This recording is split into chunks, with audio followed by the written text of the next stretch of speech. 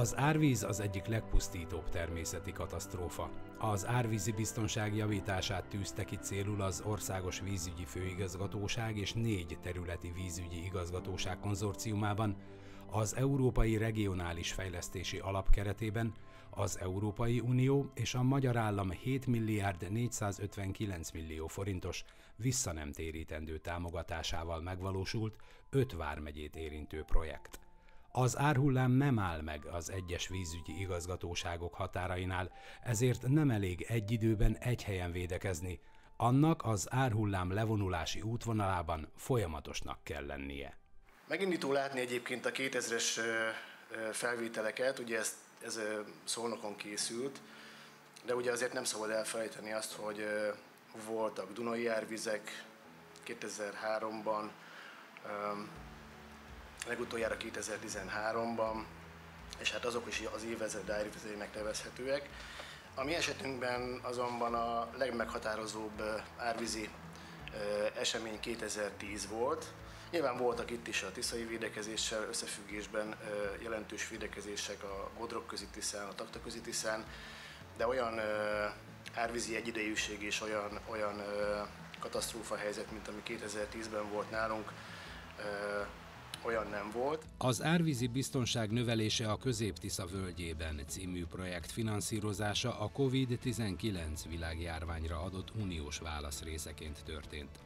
A Közép-Tisza vidéki vízügyi igazgatóság, a Tiszántúli vízügyi igazgatóság, a Körös vidéki vízügyi igazgatóság és az Észak-magyarországi vízügyi igazgatóság, valamint az Országos Vízügyi Főigazgatóság konzorciumában megvalósult beruházások 5 fő projektelemet tartalmaztak.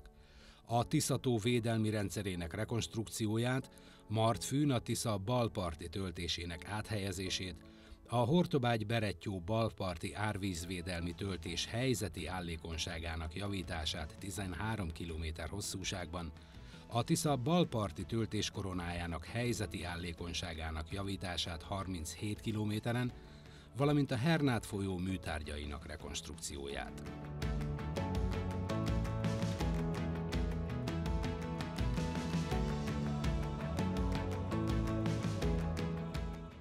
Fő célunk a Hernád folyó menti védvonalak árvízi biztonságának a növelése, ugye, ami egyrészt ennek a Bársonyos főcsatorna beeresztő műtárgynak az átépítésével valósul meg, valamint a Vizsajmalomároki csőzsilipű műtárgy átépítésével.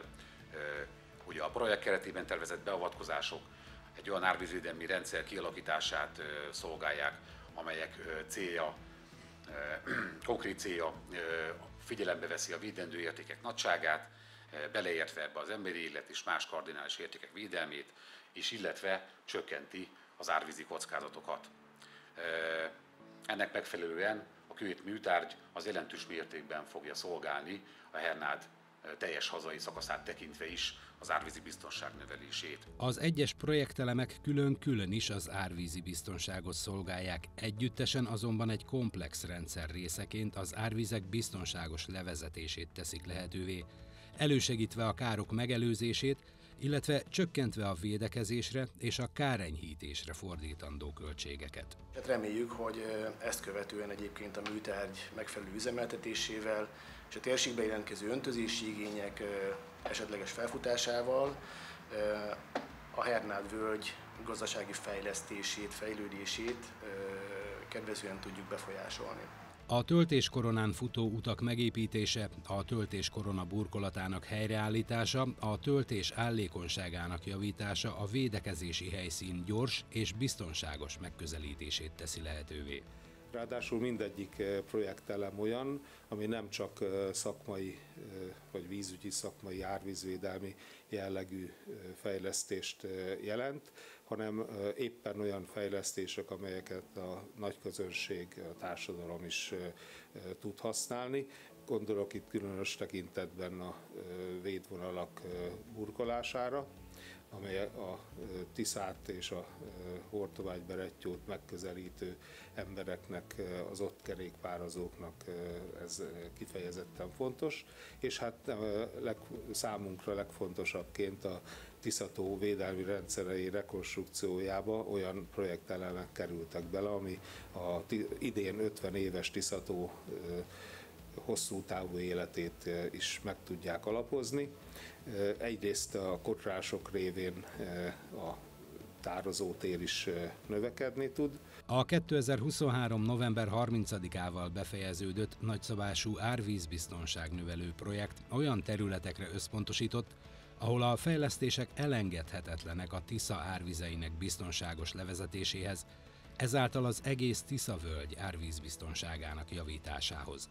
Látványos, ugyanakkor óriási földmunkákat igénylő eleme volt az árvízbiztonságot növelő projektnek a Tisza-Martfői szakaszán a töltés áthelyezése. Ugye az első ilyen projektelem, bár ugyan magában hozban nem jelent túl sokat, hiszen egy közel 700 méteres töltés szakaszról van szó, viszont ezen a részen a Tisza folyó veszélyesen olyan 10-20 méter közelségben megközelíti a töltéslábat, és ez közvetlen árvízveszélyt jelent.